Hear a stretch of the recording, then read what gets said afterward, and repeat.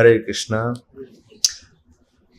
श्रीमद् भागवतम का है प्रथम स्कंद, अध्याय 3। इस अध्याय का नाम है समस्त अवतारों के स्रोत कृष्ण। तो एक बहुत पहले एक बार एक फिल्म आई थी, आपने नाम सुना था? अवतार फिल्म करके आई थी, किसी ने सुना था? अवतार। और आगे बढ़ जाओ, दरवाजा बंद कर दो उसको। तो ये जितने भी फिल्म के डायरेक्टर हैं, ये सब शास्त्रों से कोई न कोई टॉपिक लेकर कल्पना करते रहते हैं, ईश्वर के विषय में, सृष्टि के विषय में, और कुछ न कुछ अपने कल्पना के अनुसार कुछ शास्त्रों का सहारा लेकर के एक नई फिल्म मनोरंजन के लिए बना देते हैं। तो एक फिल्म आई थी अवतार करके, नाम सुना था आपने? देखा भी था? नहीं देखा किसी, खाली सुना था। उस अवतार फिल्म में डायरेक्टरों ने या प्रोड्यूसर्स ने ईश्वर की कल्पना किया था। ईश्वर का एक राज्य है, किंगडम ऑफ गॉड है, और वो पृथ्वी पर आता है। तो सबसे पहले हम अवतार शब्द को समझते हैं कि अवतार किसे कहते हैं, अवतार क्यों होता है, अवतार कब होता है, अवतार कैसे होता है, और अवतारों के कितने प्रकार होते हैं, और अवतारों के होने से क्या लाभ होता है, अवतार नहीं हो तो क्या नुकसान होता है। मैंने बहुत सारे प्रश्न कर दिए, राइट? नहीं लगता कि 1 घंटे में पूरा हो सकता है, पूरी बुक लिखी जा सकती है। अवतार किसे कहते हैं, अवतार क्यों होता है, अवतार कब होता है, अवतार कितने प्रकार के होते हैं, ये सब प्रश्न पूछे गए थे हम लोगों से। जब हमारी सेकंड दीक्षा होती है, ब्राह्मण दीक्षा, तो उसमें पूछे जाते हैं। पता नहीं आप लोग उससे पूछे गए, नहीं पूछे गए, लिखना पड़ता है उसमें। तो सबसे पहले यह समझ लीजिए कि अवतार किसे कहते हैं। अवतार एक संस्कृत का शब्द है जिसका अर्थ होता है उतरना, लैंडिंग करना। यह इसका बेसिक अंडरस्टैंडिंग है।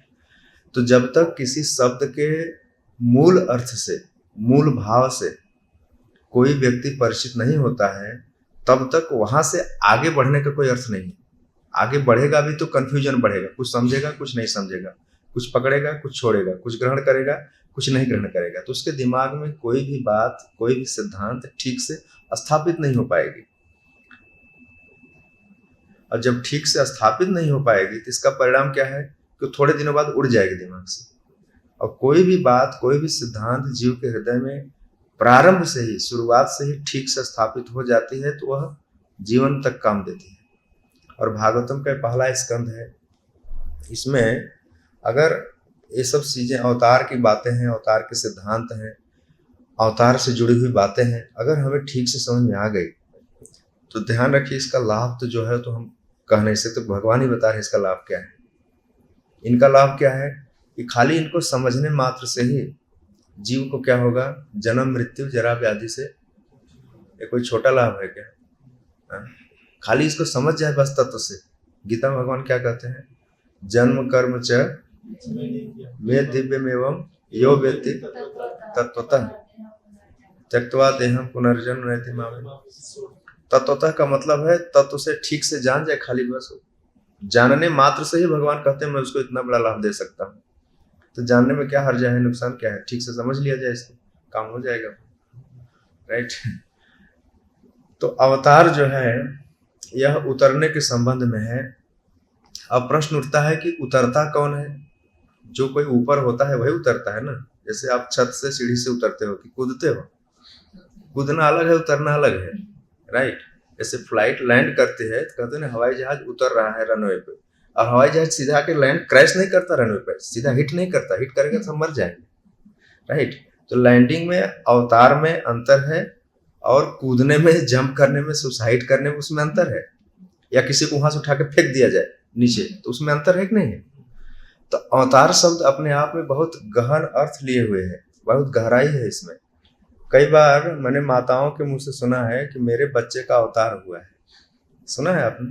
कई बार बता देते हैं, उत्तर भारत में सब सुना है मैंने कि जब से इसका अवतार हुआ है तब से ऐसा ही है, ऐसा बताते हो। अपने बच्चे को अवतार के रूप में बताते हैं, राइट? जबकि वास्तव में अवतार नहीं है। अवतार जो है एक ऊंची स्थिति से नीची स्थिति में आने की क्रिया है।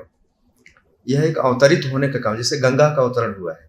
गंगा जी स्वर्ग थी, वैकुंठ में थी, वैकुंठ से फिर स्वर्ग में आई, स्वर्ग से फिर पृथ्वी पर आई, ये ऊपर के लोकों में थी। इनको सुर सुर सरी बोलते हैं। सुर मतलब देवताओं की सरी में नदी है, देवताओं के लोक में बहती थी, फिर यहाँ पे आई, तो गंगा अवतरित हुई है।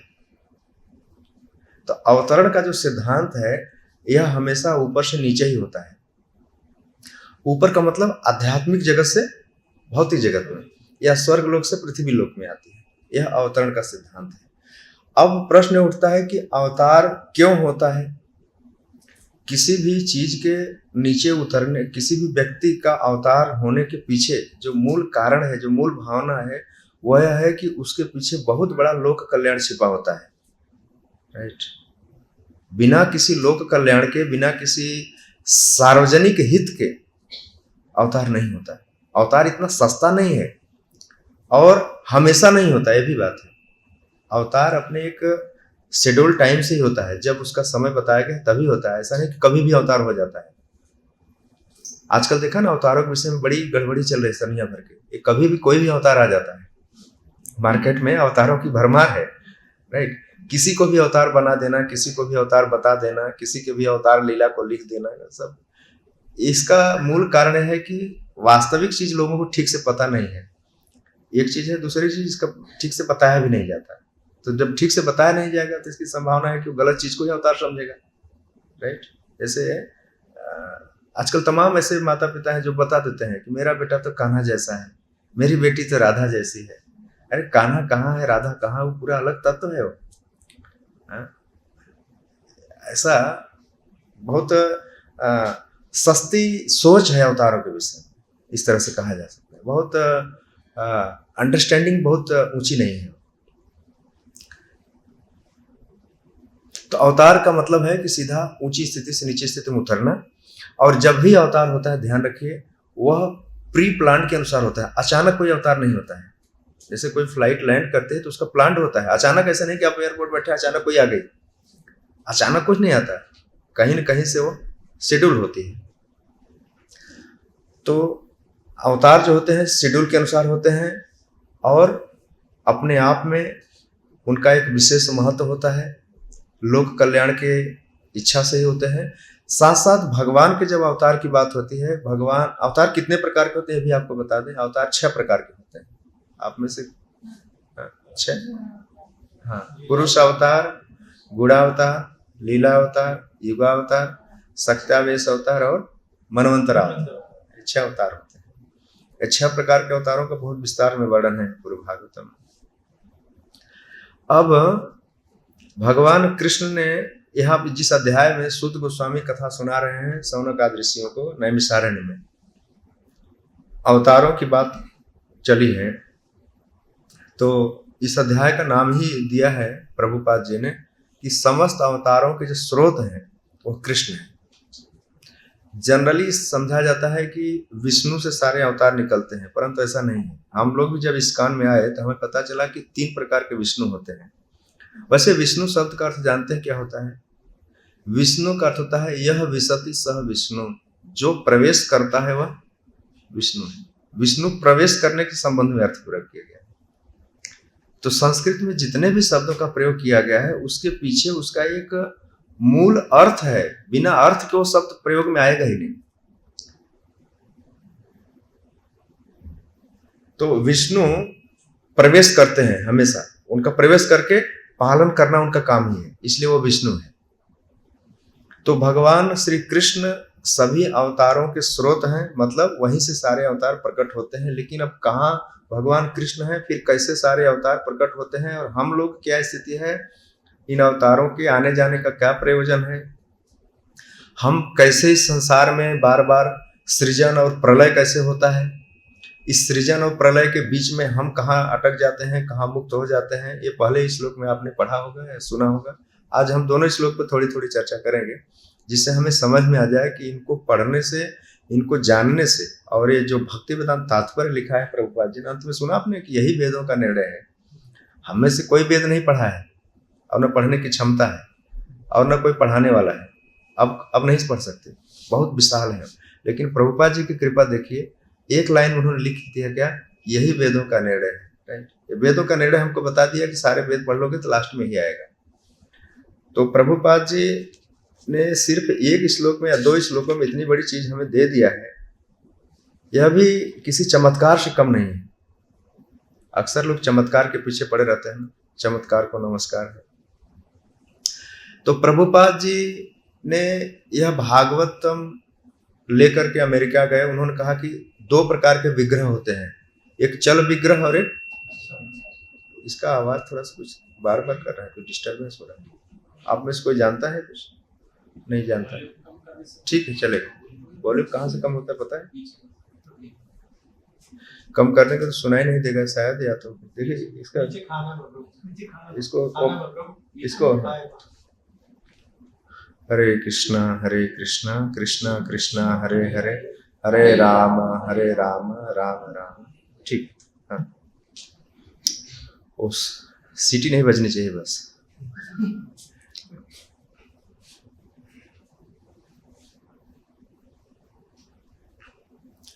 एक तो सृष्टि के विषय में हमारी जो सोच है, हमारी जो अंडरस्टैंडिंग है, वह यह जानना चाहिए कि बिना किसी शक्ति के कोई सृष्टि हो नहीं सकती है। कई बार लोग बोलते हैं कि हाँ ईश्वर है, निराकार है, एक शक्ति है, लेकिन कोई दुनिया चला रही है। ऐसा लोगों के बीच में एक बड़ी अस्पष्ट धारणा होती है कि ईश्वर है, कोई एक शक्ति है, कोई चला रहा है, पर बात ऐसी नहीं।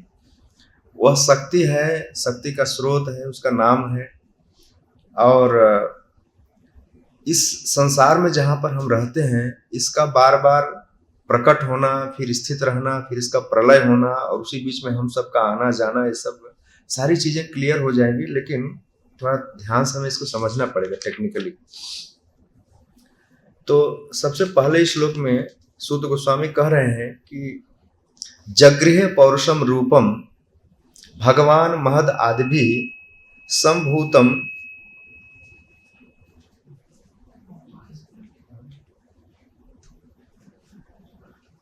बुला लाओगे क्या? हाँ, बुला कर। संभूतम षोडश कल माधव लोक से श्रीछया। ये पहला अनुवाद आप लोग ध्यान से सुनिए, बैठिए। सूत जी ने कहा, सूत जी कह रहे हैं, क्या कह रहे हैं कि सृष्टि के प्रारंभ में भगवान ने सर्वप्रथम विराट पुरुष अवतार के रूप में अपना विस्तार किया। भगवान मतलब श्री कृष्ण। सृष्टि के प्रारंभ में कल्प के प्रारंभ में अपना पहला विस्तार किया और भौतिक सृजन के लिए सामग्री प्रकट किया। सामग्री समझते हैं ना, मटेरियल, रॉ मटेरियल। संसार की रचना के लिए भगवान ने सबसे पहले अपना विस्तार किया महाविष्णु के रूप में, फिर 16 तत्वों को प्रकट किया जिसको महत्त्व कहते हैं। अब आप पूछेंगे कि भगवान ने कैसे प्रकट किया, तो भगवान केवल दृष्टि डालते हैं प्रकट हो जाता है। यह भगवान की भगवत्ता है। हम आप दृष्टि डालेंगे तो खाना नहीं पकेगा। अगर ऐसा हो तो खाली सुबह उठे और देखते हैं और रोटी बन जाए, ऐसा नहीं है। यह अंतर है जीवों की क्षमता, भगवान की क्षमता। ऋग्वेद में एक लिखा गया है, स अक्षत स असृजत। अक्षत मतलब देखा, उसने देखा और सृष्टि हो गई। यह कमाल है। ये सूर्य और चंद्रमा भगवान के नेत्र हैं, उनसे भगवान सिर्फ देख रहे हैं खाली, मालूम है। और हमको क्या लग रहा है? थोड़ा इसका सेटल करो प्रभु, कुछ आवाज ज्यादा आ रही। कभी कभी आती, कभी नहीं आती। सूर्य और चंद्रमा ये भगवान के नेत्र हैं, विराट रूप में ऐसा बताया गया है। तो भगवान अपने नेत्रों से देख रहे हैं, लेकिन इनके देखने का परिणाम क्या हो रहा है? सृष्टि का पालन हो रहा है कि नहीं हो रहा है? हरे कृष्णा, बंद ही कर दिया अपना। हरे कृष्ण। देखो हमारी सृष्टि ऐसी है बिल्कुल गड़बड़ सड़बड़ चलती है, राइट। भगवान की सृष्टि में कोई मिस्टेक नहीं होता, हमेशा परफेक्ट चलता है। हमने दुनिया छोटी से बनाई है, उस पर हमको इतना अहंकार रहता है कि हमने इतना सारा बनाया है, देखो हम कितना एडवांस हो गए, हमारी टेक्नोलॉजी कितनी एडवांस है, राइट। उसमें भी इतना सारा गड़बड़ी रहती है। हरे कृष्णा कृष्णा कृष्णा हरे हरे, हरे राम राम राम हरे हरे। ठीक है प्रभु, चलेगा, हो गया। हरे कृष्णा कृष्णा। आप बैठे रहेंगे तो नहीं कंटिन्यू रहेगा। हरे कृष्ण, हमारा ध्यान उधर ही रहेगा कि ब्रह्मा जी सृष्टि कर रहे हैं। हरे कृष्ण कृष्णा कृष्णा। तो इस तरह से स अक्षत स असृजत, यह ऋग्वेद का वाक्य है। स मतलब वह पुरुष, और यह जिस पुरुष की बात की जा रही है, आप ध्यान रखिए कि यह भगवान कृष्ण की बात की जा रही है। भगवान कृष्ण ने अपना पहला विस्तार कारण महाविष्णु के रूप में किया, और उन्होंने अपनी इच्छा से 16 तत्व पैदा किए, जिसको महत्त्व कहते हैं। सब टेक्निकल वर्ड है, आप ध्यान रखिएगा तो समझना बड़ा आसान रहेगा। 16 मटेरियल को पैदा किया। जैसे आप खाना बनाते हो तो सब कुछ जुटाना पड़ता है ना, तो पहले जुटाओगे तब बनाओगे प्रोसेस में, तब वो प्रोडक्ट बाहर आएगा। उसी तरह से भगवान ने सबसे पहले अपनी इच्छा से, अपनी संकल्प शक्ति से, और ध्यान रखिए भगवान की इच्छा से, भगवान की संकल्प शक्ति से कुछ भी संभव है। हमारी इच्छा से, हमारी संकल्प शक्ति से कुछ नहीं होता है। हमारी इच्छा से एक बिल्डिंग बनाने के लिए टाइम लगता है, संकल्प शक्ति भी कभी काम करती है, कभी नहीं काम करती है, कभी पूरा होता है, कभी नहीं पूरा होता है। लेकिन भगवान की इच्छा और भगवान की संकल्प शक्ति वह सर्वोपरि, वो कुछ भी इच्छा करें तुरंत हो जाएगा, खाली संकल्प कर ले हो जाएगा। संकल्प से ही द्वारकापुरी आ गई थी तुरंत, राइट। एक सुपर सिटी बनाने में देखो हालत खराब, थोड़ा सा पानी बह जाता है, सब हर तरफ पानी पानी, राइट। तो भगवान की सृष्टि में और हमारी सृष्टि में बड़ा जमीन आसमान का फर्क है। तो सबसे पहले भगवान ने सामग्री प्रकट किया। इस प्रकार सर्वप्रथम भौतिक क्रिया के 16 तत्व उत्पन्न हुए। 16 तत्व कौन कौन है? 5 महाभूत हैं, पृथ्वी, अग्नि, जल, वायु, आकाश से 5 हो गए, और 11 कर्मेंद्रिय, ज्ञानेन्द्रिय और कर्मेंद्रिय मिलाकर मन है 16वां तत्व है। मन 16वां तत्व है। वैसे आगे चलकर इनका और आगे चल के 26-27 तत्व हो जाते हैं, कपिल देव ने वर्णन किया है। प्रकृति के 3 गुण आ जाते हैं, इंद्रिय विषय भी आ जाते हैं इसी में। तो ये सब साइंटिफिक अंडरस्टैंडिंग है सृष्टि के पीछे। अब भगवान का इसमें कह रहे हैं, सूत गोस्वामी कह रहे हैं कि संभूतम षोडश कलमादव। संभूत का मतलब होता है उनको इकट्ठा किया पहले। संभूतम षोडश कलमादव किस लिए किया? लोक से शिक्षा। लोक से शिक्षा का मतलब ब्रह्मांड उत्पन्न करने के लिए। तो भगवान ने ब्रह्मांडों को उत्पन्न करने के लिए इन 16 तत्वों को उत्पन्न किया। और फिर आगे देखिए, उसी में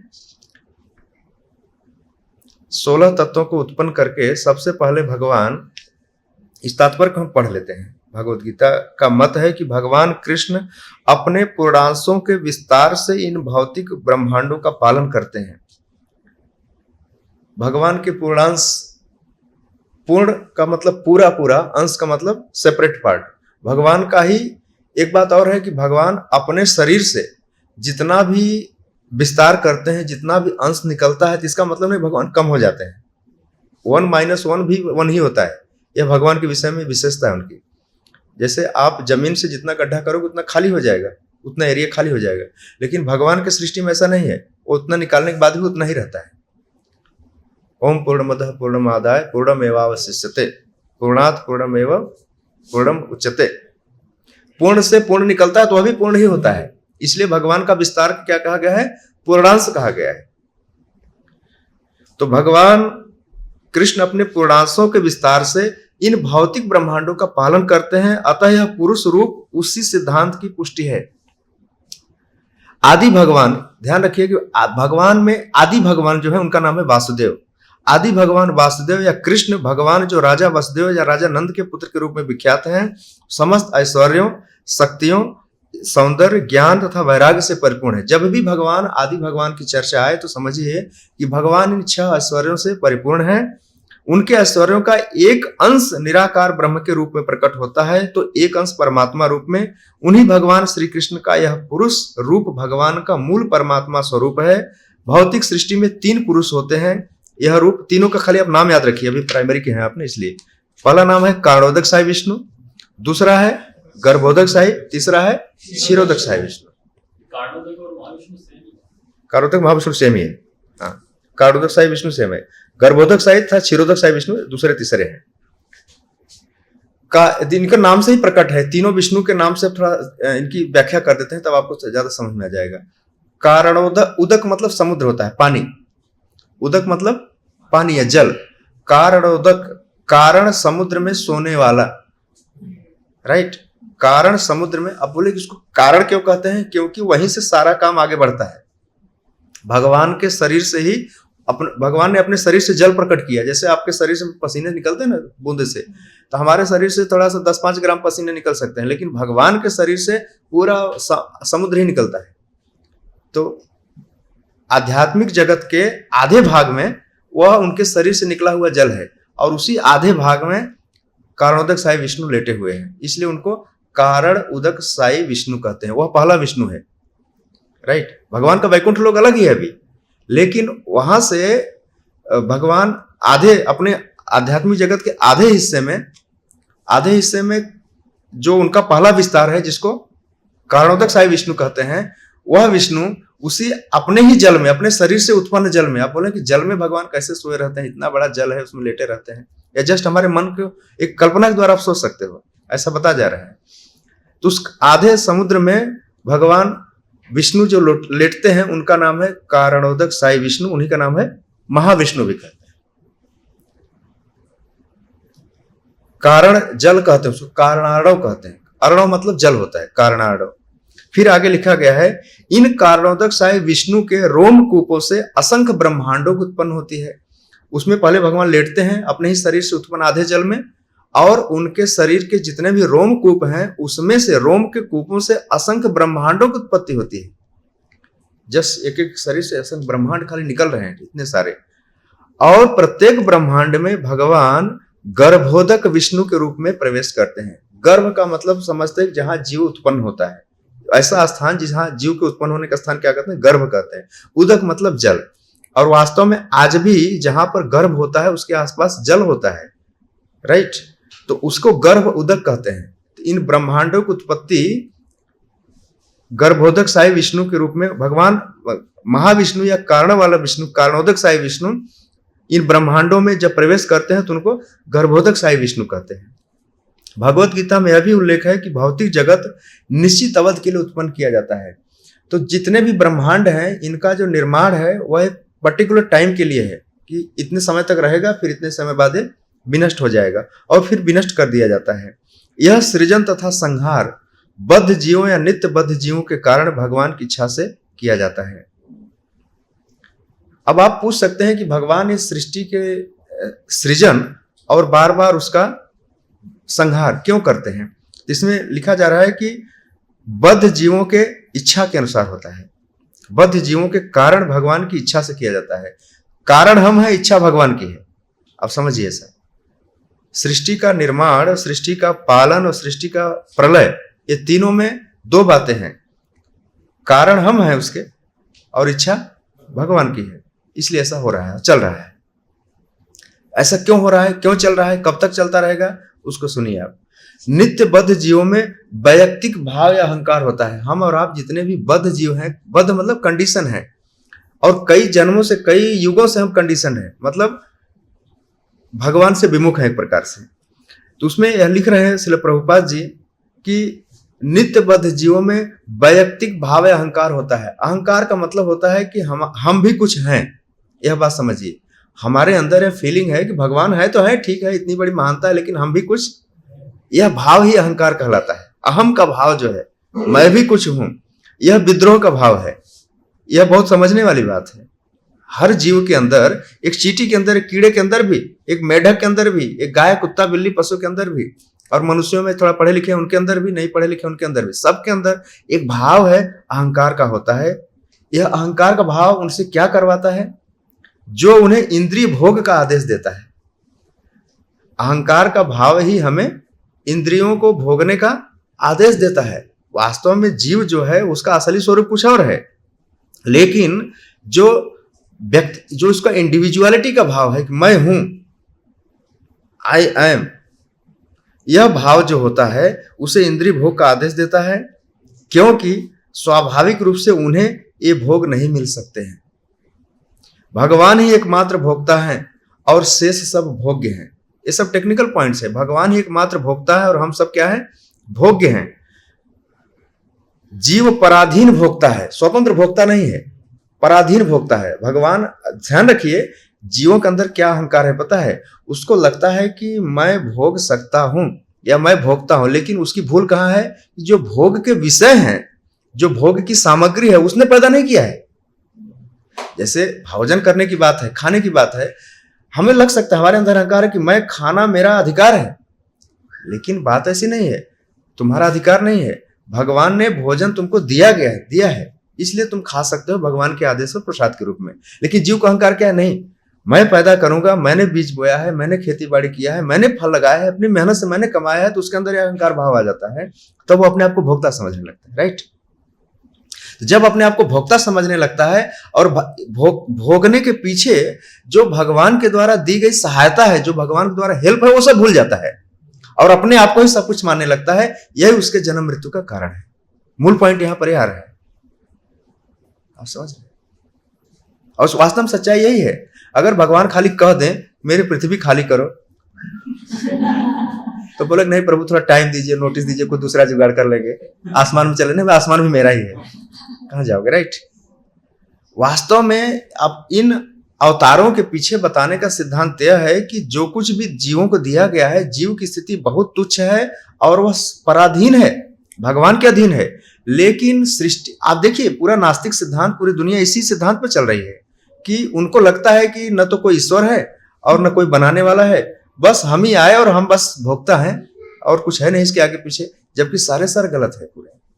और यह जीवों को आसुरी प्रवृत्ति में लाके खड़ा कर देती है। अगर पृथ्वी न हो तो क्या एक भी चीज पैदा हो सकता है? अगर 16 तत्व भगवान ने नहीं बनाए होते, अच्छा इनसे पूछो, अगर ठीक है मान लेते हैं कि भगवान नहीं है, किसी ने नहीं बनाया, इनसे पूछो कि फिर बनाया किसने और कैसे बनाया, तो उसका भी एक्सप्लेनेशन नहीं इनके पास। हाँ बस बन गया तो बन गया, आ गया तो आ गया, ऐसे ही आ गया। ऐसे थोड़ी होता है, इनके पास कोई ठीक से आंसर नहीं है इसके पास। तो यह बात समझने वाली है। अब देखिए आगे, भगवान ही एकमात्र भोक्ता है, शेष सब भोग हैं, जीव पराधीन भोक्ता है। लेकिन मैं इस श्लोक 4-5 दिन पढ़ा था, आज भी मेरा दिमाग उसी पर अटका हुआ है, मुझे भूल नहीं रहा है। ये मालूम क्या, एक चीज इसमें आगे लाइन में आएगी कि जीव जो है वह भोगने में अक्षम है, सक्षम नहीं है। क्या है? अक्षम है। जब हम पैदा होते हैं तो हमें यह भी नहीं पता होता कि हम कहां पर हैं, हमें क्या चाहिए। रोटी, कपड़ा, स्कूल, कॉलेज, वाइफ वगैरह तो छोड़ दो, भूल जाओ, हमें यही नहीं पता हम कहां पर हैं। ये हमारी असहाय अवस्था देखो। इसमें लिखा है कि जीव जो है अक्षम है, एक बात भोग भोगने में अक्षम है। दूसरी चीज क्या है कि जिन सुखों को हम ढूंढ रहे हैं, बड़े होने पर, थोड़ा होशियार होने पर, सयाने होने पर, जिन सुखों को हम तलाश रहे हैं, वो सुख पृथ्वी से लेकर के ऊपर तक, नीचे तक कहीं प्राप्त नहीं है। आश्चर्य की बात है। और हम क्या सोचते हैं, इसी छोटे से जीवन में, इसी अहमदाबाद में हम सारे सुख भोग करके संतुष्ट हो जाएंगे। कितना बड़ा भ्रम है कि नहीं? जीव जो है भोग, यह प्रभुपाद जी लिख रहे हैं तात्पर्य में। प्रभुपाद कहते हैं मैं नहीं लिख रहा हूं। यही तात्पर्य लिखने के बाद प्रभुपाद बोलते हैं कृष्ण मुझसे लिखवा रहे हैं। नहीं तो कौन लिखेगा ऐसा? कृष्ण कृपा मूर्ति ही लिख रहे हैं इसको, कृष्ण ही बोल रहे हैं लिखो इसे। व्यासदेव ने संस्कृत में लिखा, प्रभुपाद ने उसको अंग्रेजी में लिखा, फिर हिंदी में इस तरह अनुवाद किया गया। राइट? इस तरह से परमात्मा हमारा आज भी गुरु के रूप में आज भी हमारा मार्गदर्शन कर रहे हैं। लेकिन हमारी मूर्खता देखो, ये बात हमको अभी तक नहीं समझ में आई कि हम क्यों भोगने के लिए असफल प्रयास क्यों कर रहे हैं। आगे देखिए, लेकिन नित्यबद्ध जीव इस स्वाभाविक अवस्था को भूल जाने के कारण ही भोग की दृढ़ इच्छा करता है। हमारी जो स्वाभाविक अवस्था है भगवान के अधीन होना, लेकिन उस अधीनता को हमने चुनौती दिया, हमने उस अधीनता को ललकारा। नहीं, हम भगवान के अधीन नहीं हैं, हम स्वतंत्र हैं। राइट? हम स्वतंत्र हैं, स्वतंत्र होकर के भोग करेंगे, और यह हमारी दृढ़ इच्छा है। हो जाने के कारण ही भोग की दृढ़ इच्छा है, जीव दृढ़ इच्छा करता है। और भगवान की सृष्टि के पीछे बड़े बड़े वैज्ञानिकों ने लिखा है कि अगर आप गहराई से, ठंडे दिमाग से सोचोगे तो आपको लगेगा कि सृष्टि के पीछे सृष्टि वाला बड़ा बुद्धिमान है, बहुत बुद्धिमान है। इतनी बड़ी व्यवस्था कैसे हो सकती है? नहीं हो सकती है। और इसके पीछे मैंने आपको बताया, अवतार के पीछे उसका एक प्रयोजन होता है, उसका एक पर्पज होता है।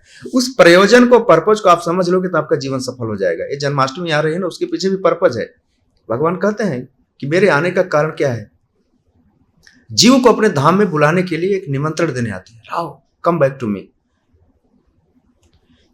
अब एक दो बातें यहां की जा रही हैं कि अगर भगवान ने दुनिया बनाई और भोग भी बनाए तो भोगने में प्रॉब्लम क्या है? एक चीज है। तो ये दोनों बातें आ रही हैं आगे। बद्ध जीवों को भौतिक जगत में पदार्थ को भोगने का अवसर प्रदान किया जाता है। पदार्थ मतलब मैटर। ये जितना हम खा रहे हैं ना, ये सब मैटर ही है। आत्मा का इससे कोई लेना देना नहीं। दाल चावल रोटी हम भर रहे हैं पेट में ना, वो सब मटेरियल है, खाली स्पिरिचुअल नहीं है। आत्मा का भोजन नहीं है वो। आत्मा का असली भोजन भजन है। अगर ठीक में भजन करे तो उसको ये सब चीज जरूरत नहीं पड़ेगी। और ये देखा भी गया है, जितने भी भजन में उत्तम अवस्था में पहुंचे हुए हैं उनको इतना ज्यादा भोजन की फिक्र नहीं रहती है, नींद की भी फिक्र नहीं रहती है। लेकिन चूंकि हम उतने एडवांस नहीं है, इसलिए हमको 8 बजे ब्रेकफास्ट चाहिए, 12 बजे राजभोग चाहिए, शाम को चाहिए, राइट। बोलते ठीक है, वो भी कृष्ण प्रसाद लेकर तो धीरे धीरे आगे बढ़ो, आगे चल के छूट जाएगा सब। बद्ध जीवों को भौतिक जगत में पदार्थ को भोगने का अवसर दिया जाता है, मौका दिया जाता है, लेकिन इसके साथ ही साथ उन्हें अपना वास्तविक स्वरूप समझने का अवसर भी प्रदान किया जाता है, जैसे हम लोग हैं, राइट। जो जीव इतने भाग्यशाली होते हैं कि भौतिक संसार में अनेक जन्मों के बाद इस सत्य को ग्रहण करके वासुदेव के चरण कमलों को शरण में जाते हैं, वे नित्य मुक्त जीवों के साथ भगवान के धाम में प्रवेश करने के अधिकारी होते हैं। देखिए, दो चीज है, भाग्यशाली, दूसरा दुर्भाग्यशाली।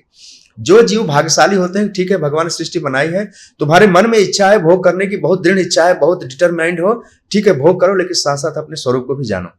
तुम्हारा असली स्वरूप क्या है, इस बीमारी से निकलो, इस बद्ध अवस्था से निकलो धीरे धीरे, और अपने नित्य मुक्त स्वरूप में आ जाओ। और नित्य मुक्त स्वरूप में कई जन्मों के बाद बहुनाम जन्मनाम अन्ते ज्ञानवान माम प्रपद्यते वासुदेव सर्वमिति स महात्मा सुदुर्लभ। वासुदेव को ही सब कुछ। देखिए, अगर हृदय से खाली इतना मान भी लीजिए कि वासुदेव ही सृष्टि को बनाए हैं, भगवान बताते हैं चलो एक स्टेप आगे बढ़ाए। कितने लोग हैं मानने को भी तैयार नहीं है कि कृष्ण ही बनाया। कृष्ण कैसे बना सकते हैं, वो इतने पावरफुल कैसे हो सकते हैं। उन छोटा सा व्यक्ति है, लेकिन उसके मन में शंका और चुनौती बहुत ज्यादा है। वही एकमात्र भोक्ता कैसे है, मैं क्यों नहीं हूं, राइट। यह उसकी अज्ञानता का कारण है खाली। तो जो जीव भगवान के साथ संबंध स्थापित कर लेते हैं, उनके शरण में चले जाते हैं, वे नित्य मुक्त हो जाते हैं, और सृष्टि का अंत होने पर वे भगवान के धाम में चले जाते हैं। नहीं तो होता क्या, दूसरी बात क्या है, इसके पश्चात ऐसे भाग्यशाली जीवों को समय समय पर सृजित इस भौतिक सृष्टि में आने की आवश्यकता नहीं पड़ती। बार बार जो सृजन होता है इस भौतिक जगत में आने की जरूरत नहीं पड़ती। किंतु जो जीव स्वाभाविक सत्य को, देखिए सत्य मतलब स्वाभाविक सत्य, नेचुरल ट्रूथ है, नहीं ग्रहण कर पाते, वे इस सृष्टि के प्रलय के समय महत्त्व में पुनः विलीन हो जाते हैं। जो जीवात्मा है महत्त्व में कहीं न कहीं रहती है, और जैसे भगवान दृष्टि डालते हैं फिर से सृष्टि हो जाती है। उनकी दृष्टि सृष्टि करती है। जब पुनः सृष्टि होती है तो यह महत्त्व पुनः उन्मुक्त होता है। महत्त्व मतलब 16 तत्वों का एक जंक होता है, चंक उनका एक, मतलब कहीं कहीं कोने आकाश में एक जगह रहता है। इतना बड़ा आकाश है, भगवान के रहता है, और जब भगवान की सृष्टि करनी हो तो उस पर आंख डाल देते हैं, हो जाता है। इस महत्त्व में भौतिक प्राकृत की सारी सामग्री विद्यमान होती है, जिसमें बद्ध जीव भी सम्मिलित हो रहते हैं। मूलतः यह महत्त्व 16 अंशों में विभक्त किया जाता है। ये 5 स्थूल भौतिक तत्व और 11 कर्मेंद्रियां होती है।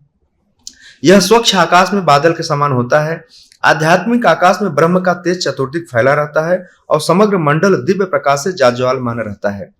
इस विस्तृत असीम आध्यात्मिक आकाश के किसी कोने में महत्त्व एकत्र होता है, और आकाश का जितना भाग महत्त्व से ढका रहता है वही भौतिक आकाश कहलाता है। महत्त्व का यह भाग संपूर्ण आध्यात्मिक आकाश का नगण्य अंश होता है। यह महत्त्व के भीतर असंख्य ब्रह्मांड रहते हैं। ये सारे ब्रह्मांड कारणोदक साई विष्णु या महाविष्णु के द्वारा भौतिक आकाश पर केवल दृष्टिपात करने से उत्पन्न होते हैं। तो अब आपको कारणोदक साई विष्णु, गर्भोदक साई विष्णु, क्षीरोदक साई विष्णु, ये भौतिक जगत, आध्यात्मिक जगत, थोड़ा थोड़ा इनकी जो स्ट्रक्चर है वो आपके दिमाग में थोड़ा क्लियर होना चाहिए। आज के श्लोक में भगवान कह रहे हैं कि यह जो पुरुष है, पुरुष के एक अंश ब्रह्मांड के जल के भीतर लेटते हैं, और उनके शरीर के नाभि सरोवर के एक कमल नाल अंकुरित होता है, राइट। और इस नाल के ऊपर खिले कमल पुष्प से ब्रह्मांड के समस्त शिल्पियों के स्वामी ब्रह्मा प्रकट होते हैं। बेसिकली आज के श्लोक में ब्रह्मा के जन्म का स्थान बताया गया है कि ये कौन से विष्णु के कमल नाल से, कारणोदक से। अब जैसे आपने सरोवर देखा है ना, सरोवर कैसा होता है, पानी चारों तरफ होता है, राइट। तो जो महाविष्णु है या कारणोदक साई विष्णु है, वहीं से गर्भोदक साई विष्णु, ब्रह्मा जी। तो गर्भोदक साई विष्णु जो कारण उसमें लेटे हुए हैं, इसमें लिखा है शयान यस्य अंभसी, अंभसी मतलब जल होता है, यस्य अंभसी शयानस्य जिसके जल में लेटे हुए हैं। कौन लेटे हुए हैं और कैसे लेटे हुए हैं? योग निद्राम। ध्यान दीजिएगा, योग निद्रा में और हमारी निद्रा में बड़ा फर्क है। योग निद्रा मतलब भगवान आंख बंद किए हैं लेकिन वो सब कुछ देख रहे हैं, उनको सब कुछ पता है, इसे योग निद्रा कहते हैं। वितनवतः, वितनवतः मतलब विस्तार करते हुए। कारणोदक साई विष्णु से भगवान गर्भोदक साई विष्णु के रूप में आए और वहां पर अपने ही शरीर के द्वारा उत्पन्न जल में लेटे हुए हैं। और उनके जहां नाभि है, भगवान के शरीर में जो नाभि है वह कैसा है? एक सरोवर की तरह है, पूरा सरोवर की तरह। और वहां से कमल का नाल निकलता है। कमल देखा ना अपने जल में, छोटे से, उस कमल का नाल निकलता है और ऊपर जाकर के जल के ऊपर जैसे ही आता है भगवान उसमें लेटे। अब अगर हम आप भगवान की नकल करें तो मर जाएंगे, जल में नहीं सो पाएंगे हम, राइट? जल में कौन सो सकता है? लेकिन भगवान अपने ही शरीर से उत्पन्न जल में सोए हुए हैं, गर्भोदक साई विष्णु के रूप में जाने जाते हैं। फिर वहां से उनके कमल नाल से नाभि, हृद मतलब सरोवर होता है, अंबुजात, अंबुजात का मतलब होता है कमल से। वैसे संस्कृत की चतुर्थी विभक्ति है, जहां जब कोई चीज जिससे अलग होती है वहां पर चतुर्थी विभक्ति लगाई जाती है। जैसे अंबुजात का मतलब है कमल से, वहां से भगवान के शरीर से कमल हुआ, फिर कमल से ब्रह्मा हुआ, एक तरह से सेपरेट हो रहा है धीरे धीरे। जैसे वृक्ष से पत्ते गिरते हैं, इसको संस्कृत में कैसे कहते हैं मालूम है? वृक्षात पत्राणि पतंती, ऐसा कहते हैं। वृक्षात पत्राणि पतंती, वृक्ष से पत्ते अलग हो रहे हैं। जहां पर अलग होने का भाव होता है वहां चतुर्थी विभक्ति लगाई जाती है। वृक्षात, यहां से लिखा है अंबुजात, कमल से, वृक्ष से। तो अंबुजात कमल से आसीत ब्रह्मा, ब्रह्मा जी प्रकट हुए। और ब्रह्मा जी की पोजीशन क्या बताई गई है? विश्व सृजाम। इस ब्रह्मांड के पालन करने के लिए बहुत सारे देवता चाहिए और शिल्पी चाहिए, कारीगर और इंजीनियर चाहिए। उन सब का मुखिया इनको बताया गया, किसको? ब्रह्मा जी को। और सारे देवता इंद्र, चंद्र, वरुण, ये सब इनके अंडर में काम करेंगे। पति स्वामी बताया गया, जीवों का पितामह बताया गया। तो ब्रह्मा जी की जो स्थिति है वो बहुत उच्च स्तर की स्थिति है और हमारे पितामह है वो। एक दो बात इसमें श्रील प्रभुपाद जी जो कह रहे हैं कि निष्कर्ष क्या है इस पूरे श्लोक को पढ़ने का, कि इन तीन पुरुष अवतारों को जो समझ लेता है वह जन्म मृत्यु से मुक्त हो जाता है। यह सैद्धांतिक बातें हैं। तो भगवान कृष्ण की जो उच्च स्थिति है, आध्यात्मिक स्थिति है, उनकी जो संकल्प शक्ति है, यह इस बात से पुष्ट हो गया। और हमारी जो स्थिति है वह भी हमें पता चल गई कि हम कितने असहाय अवस्था में है और कितने निम्न अवस्था में है। दो बातें। तीसरी बात यह है कि कभी भी किसी भी सृष्टि के पीछे या उसकी रचना के पीछे यह नहीं सोच लेना चाहिए कि किसी का हाथ नहीं है। आपको पता है ब्रह्मा जब सुबह दर्शन आरती में पहला श्लोक आते हैं, गोविंदम आदि पुरुषम, नहीं, इसके पहले वाला श्लोक क्या है? ईश्वर सर्व, ईश्वर सच्चिद, ईश्वर परमः कृष्ण सच्चिदानंद विग्रह अनादिरादि गोविंद सर्व कारण कारण। यह श्लोक कौन गा रहा है? ब्रह्मा जी गा रहे हैं। और इस ब्रह्मा जी का प्रकट आपने देखा कहां से हुआ? भगवान कृष्ण से कारण विष्णु आए, कारण से गर्भोदक साई विष्णु आए, फिर उनके नाल से कमल हुआ, उस पर ब्रह्मा जी आए। और ब्रह्मा उस कमल नाल के भीतर, जैसे एक कमल की डंडी होती है, उसके भीतर ही सारे ब्रह्म हैं, लोक हैं। आप समझिए, मन में कल्पना कीजिए कि इतना बड़ा है को कि उसके भीतर ही सारे लोग हैं। उसमें पृथ्वी इतनी बड़ी है, कितना बड़ा होगा साइज में, हम कल्पना भी नहीं कर सकते। और उसी के भीतर हम हैं। हमारा दिमाग पहुंच रहा है वहां तक कि, और उस कमल के ऊपर जो आसन कमल खिला उसके ऊपर ब्रह्मा जी बैठे, वहां भी एक लोक है, और सत्यलोक ब्रह्मलोक कहलाता है। फिर जैसे जैसे नीचे आएंगे, जनलोक, तपलोक, स्वर्गलोक, फिर पृथ्वी लोक, फिर नीचे पाताल लोक के सारे हैं, तो अतल वितल। तो यह तो एक ब्रह्मांड की रचना बताई गई। इसी तरह से उस कारण साई विष्णु के शरीर से असंख्य ब्रह्मांड, असंख्य ब्रह्मा जी, असंख्य पृथ्वी, असंख्य देवता होंगे। तो कितनी बड़ी सृष्टि है और हम लोग कहां पर हैं। इससे पता चलता है कि हमारी स्थिति कितनी छोटी है, राइट? हमने देखा पिक्चर में कहीं कहीं लगाया गया है, वो दिखाया गया है पूरा। तो बिना किसी पुरुष के सहायता से कोई प्रकृति हो ही नहीं सकती। इसमें पुरुष जो है गर्भाधान करता है और प्रकृति जो है प्रसव करती है। जैसा कि आज के युग में आप देख सकते हैं कि बिना किसी पुरुष और स्त्री के संपर्क से कोई बच्चा नहीं पैदा हो सकता है, राइट? कोई स्त्री यह ना सोचे कि बिना पुरुष के सहायता से बच्चा हो सकता है, या कोई पुरुष यह ना सोचे कि बिना किसी स्त्री की सहायता से बच्चा पैदा हो सकता है। उसी तरह से पुरुष जो है भगवान है, ये विष्णु के रूप में है, और प्रकृति जो है ये 16 तत्वों से बनी हुई प्रकृति है, राइट। तो भगवान अपने दृष्टिपात से ही इस प्रकृति को गर्भाधान करते हैं और परिणाम स्वरूप ये सारी सृष्टि बाहर आई हुई है, इसका अर्थ है। वैसे सृष्टि के प्रारंभ में ऐसा बताया गया है कि भगवान इतने सक्षम हैं कि उन्होंने अपनी संकल्प शक्ति से ही सब कुछ पैदा किया है।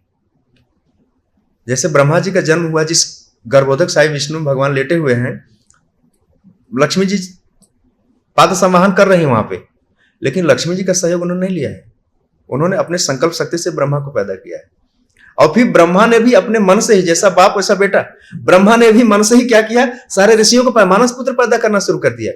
चतुष कुमार नारद जी करे तो ब्रह्मा ने बोला, भगवान ने कहा नहीं अब ऐसा कम करो, अब पुरुष स्त्री वाला सृष्टि चालू करो। मनुष्य रूपा वहां से फिर मानवीय सृष्टि चालू हुई।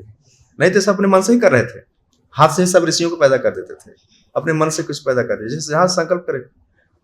आज तक कोई ऐसा पिता नहीं हुआ कि अपने बेटे को खाली तेने ब्रह्म हृदय कवय अपने संकल्प करके बेटे को ज्ञान दे दे, बोला तू भी ऐसे कर, राइट। भगवान ही ऐसा कर सकते हैं, राइट। सबको नहीं कर सकता, इतना ट्यूशन पढ़ाने के बाद ही फेल होता है। खाली संकल्प करते तू डॉक्टर हो जाता, नहीं हो पाएगा। कौन है ऐसा? तो ब्रह्मा की स्थिति बड़ी ऊंची स्थिति है। अब हमें और आपको सिर्फ एक ही चीज समझना है कि जीवों के अंदर जो अहंकार का भाव है, भोगने की जो उसकी प्रवृत्ति है, इतनी प्रबल है, इतनी मजबूत है कि उसको थोड़ा कम करना है या नील करना है, खत्म कर देना है। भगवान की स्थिति को समझ जाना ही सरेंडर का पहला लक्षण है, राइट। इसीलिए तो अर्जुन ने कहा, प्रभु थोड़ा विराट रूप दिखाओ मुझे। भगवान ने विराट रूप दिखाया। अर्जुन जानते थे भगवान भगवान है, लेकिन समझ गए कि कृष्ण कौन है। तो कृष्ण की महानता को समझना और अपनी तुच्छता को समझना, यह जीव और भगवान के बीच संबंध सुधारने की दिशा में पहला कदम है। समझ गए मेरी बात? वासुदेव सर्वमिति स महात्मा सदुर्लभ। और उसके जो भोगने की प्रवृत्ति है वह उसकी बीमारी अवस्था है, एक रुग्ण अवस्था है। वह भोग सकता ही नहीं, पराधीन भोगता है। अगर भगवान हमारा डाइजेशन सिस्टम ठीक न रखें तो हम क्या खा सकते हैं बताइए? न खा सकते हैं न पचा सकते हैं। गीता भगवान कहते हैं, पकाने की व्यवस्था मेरी, पचाने की जिम्मेदारी भी मेरी। पचाम्य हम चतुर्विधान्नम। अगर भगवान अग्नि न दे तो क्या रोटी बनेगी, और पेट के अंदर अग्नि दे तो पचेगा क्या? तो पकाने से लेकर पचाने तक की जिम्मेदारी या उनका जो भूमिका है भगवान की है। फिर भी जीव को देखिए अहंकार है कि नहीं नहीं मैं ही बनाता हूं, मैं ही खाता हूं, हम भोक्ता हम प्रभु रेव च, सब आसुरी भाव है कि नहीं है? तो बिल्कुल क्लियर है कि जीव अपने स्वरूप में आ जाए, सारा उसका जन्म मृत्यु का चक्कर ही खत्म हो जाएगा। लेकिन जब तक वो नहीं आएगा तब तक सृष्टि में उसको बार बार आना जाना पड़ेगा, जब तक सृष्टि बनती रहेगी, बिगड़ती रहेगी। अब निर्णय हमारे हाथ में है। भाग्यशाली समझिए कि पता नहीं कितने जन्मों से कहां कहां कैसे कैसे भटक रहे थे। इतना क्लियर ज्ञान कोई नहीं दे सकता है। ये सिर्फ प्रभुपाद जी की असीम और अहेतुकी की कृपा है बस। इसके पीछे दिमाग लगाने की जरूरत नहीं है कि प्रभु किसी जन्म में कुछ तो किया होगा। हाँ, जरूर कुछ किया होगा, किसी साधु संत के संपर्क में आया होगा, किसी वैष्णव की सेवा किया होगा, कुछ तो किया होगा। और नहीं तो भगवान कहते हैं बहुत सारे से बह रहे हैं, किसी को नाव पे बैठा लिया, हम लोग बैठा लिया, बस चलो काम खत्म। बहुत लंबा जीवन है, थोड़ा ही जीवन है, बस अच्छे से हरे कृष्ण जप कीजिए और भगवत तत्व को खूब गहराई से हृदय में उसको धारण कीजिए, ज्ञान को धारण कीजिए। ज्ञान धारण करने वाली चीज है। अभी 2-3 दिन पहले यहाँ चांदखेड़ा में एक कथा थी, वहां पर अजामिल वाले प्रसंग में आया था कि जीव जो है पाप कर्मों में क्यों लगा हुआ है? प्रकृति के गुणों के वश में होकर के। पश्चाताप क्या है? पश्चाताप के विषय में लास्ट में बताया, परीक्षित महाराज ने पूछा कि विमर्शनम ही पश्चातापम, ज्ञान ही असली पश्चाताप है। ज्ञान ही असली पश्चाताप है। क्यों? क्योंकि अज्ञानता में पाप करता है और अज्ञानता से ही वो पुण्य भी करता है। ध्यान, उसका पुण्य भी अज्ञान ही एक प्रकार से। वो सोचता है कि पाप किया और थोड़ा पुण्य करो, तो उसका जो पुण्य है वो भी अज्ञान में ही है। तो अज्ञान से अज्ञान को नहीं खत्म किया जा सकता, अंधकार से अंधकार को नहीं खत्म किया जा सकता है। ज्ञानम ही विमर्शनम पश्चातापम, असली जो हम लोग पढ़ रहे हैं एक प्रकार का पश्चाताप है। अरे रे, कितने जन्मों से हमने मौका गवाया, भगवान को ठीक से समझा नहीं, भगवान की ठीक से सेवा नहीं किया, अपने स्वरूप को नहीं समझा, भगवान के महत्व को नहीं समझा, और पागल होकर के, बेमुख होकर के हम इस संसार के भोगों के पीछे दौड़ते रहे, और आज हमारी ये दुर्गति है, आज हमारी दशा है। सच्चाई यही है। अगर यह ज्ञान पहले मिल गया होता तो हम पहले मुक्त हो गए होते, राइट? यही है ना सीधा सी बात। यह सिद्धांत पहले ही पता चल गया होता है। और भगवान से बड़ा कोई वात्सल्य प्रेमी या कोई किसी भी प्रकार का प्रेमी इस दुनिया में कोई हो ही नहीं सकता, चाहे कोई कितना भी ढोंग करे, कितना भी नाटक करे, राइट। तो जीव का प्रथम, नित्य और विशिष्ट संबंध है भगवान के साथ। पहला संबंध है नित्य संबंध है और विशिष्ट संबंध है, बाकी और सब सेकेंडरी है। इस दुनिया में आना और लोगों के साथ मिल करके एक कुटुंब बनाना और कुटुंब को ही असली समझना और उसी असली के चक्कर में सब कुछ गंवा देना, यह जीव का सबसे बड़ा भ्रम है। इसको खंड खंड करके, टुकड़े टुकड़े करके साइड में रखना है, यह है असली सिद्धांत। बड़े आगे चल के कथा में आएगी, बड़े बड़े राजाओं ने क्यों त्याग किया, क्या कमी थी उनको? ढेर सारी पत्नियां थी, ढेर सारे नौकर थे, ढेर सारा सुख था, वैभव था, क्यों उन्होंने त्याग किया? ज्ञान होगा, पश्चाताप, विमर्शनम, विमर्श किया, विचार किया उस पर, विचार किया उस पर। और जब तक आपको पास ज्ञान नहीं होगा तब तक पश्चाताप हो ही नहीं सकता। दान से, यज्ञ से, तपस्या से, इंद्रिय संयम से, पुण्य से, यह सब पाप को एक तरह से खाली ढकने वाला काम है। वेणु गुल्म इवानल, जैसे बांस का झुरमुट होता है ना, बंबू आपने देखा है गांव में, बंबू को ऊपर से किसान जला देता है, ऊपर से लगता है जल गया है, लेकिन जैसे ही बारिश आती है फिर से वो हरा हो जाता है। उसी तरह से हमें लगता है कि नहीं, अब थोड़ा सा 4 धाम करके आ गए, तीर्थ यात्रा कर लिए, दान पुण्य कर दिया, अब हृदय शुद्ध हो गया है, अब पाप नहीं होगा, राइट। लेकिन जैसे ही विषय भोग सामने आते हैं फिर से खाना चालू, फिर से वही भोग चालू, राइट। तो उसको कहते हैं वेणु गुल्म इवानल, जैसे अग्नि, वेणु बांस के झुरमुट में अग्नि लगाने से जल जाता है ऊपर से, लेकिन अंदर से वो गीला ही रहता है। असली पश्चाताप होगा जब जीव के अंदर पाप करने की प्रवृत्ति समाप्त हो जाए। वो प्रवृत्ति समाप्त तब होगी जब वो केचित केवल भक्ति वासुदेव परायण है, उसमें लिखा है 6वें स्कंध में, वासुदेव, यही वासुदेव की बात की जा रही है। वासुदेव के परायण जब हम होंगे तब हमारे अंदर वो भोगने की प्रवृत्ति समाप्त हो जाएगी। वह असली पश्चाताप है। परीक्षित महाराज ने यही पूछा था। तो ठीक है, आज हमने काफी चर्चा किया है वासुदेव के विषय, हमारी धारणा थोड़ी दृढ़ हुई है और हमारे भ्रम भी काफी टूटे हुए हैं, राइट। तो आज का दिन रविवार शाम को ही गीता का भी क्लास होगा, आप क्लास में भी रहिएगा शाम को। और कल से पुरुषोत्तम मास चालू हो रहा है, बहुत गोल्डन अपॉर्चुनिटी है, सुंदर अवसर है। 1 महीने खूब अच्छे से भागवत पढ़िए, अच्छे से अपने हृदय में झांक कर देखिए, जितना अधिक से अधिक हो सके भागवत का पठन कीजिए, श्रवण कीजिए, और मंदिरों में रह करके सेवा कीजिए, वैष्णवों के बीच में रहिए, और साधना को बढ़ाइए, चैंटिंग को अच्छे से बढ़ाइए। और जितना फास्ट हमारी इच्छा होगी उतना फास्ट भगवान हमारी हेल्प ही करना चाहते हैं। सब कुछ जीव की इच्छा पर निर्भर है। अगर हमारी इच्छा नहीं है तो भगवान हमारे पीछे नहीं पड़ते हैं। हम जितना इच्छा, हमारे हृदय में जितनी इच्छा है उतना ही भगवान हमें आगे से मौका देते रहते हैं, मौका देते रहते हैं। आज हम लोग यहाँ पर हैं, यह इसका प्रमाण है कि हमारे मन में कहीं न कहीं, कभी न कभी किसी जन्म इच्छा रही होगी, प्रभु इस भौतिक जगत से हम छुटकारा पाना चाहते हैं, मुक्त होना चाहते हैं। भगवान बोला ओके, मौका देते हैं, राइट। हरे कृष्ण। श्रील प्रभुपाद की, श्रीमद् भागवतम की।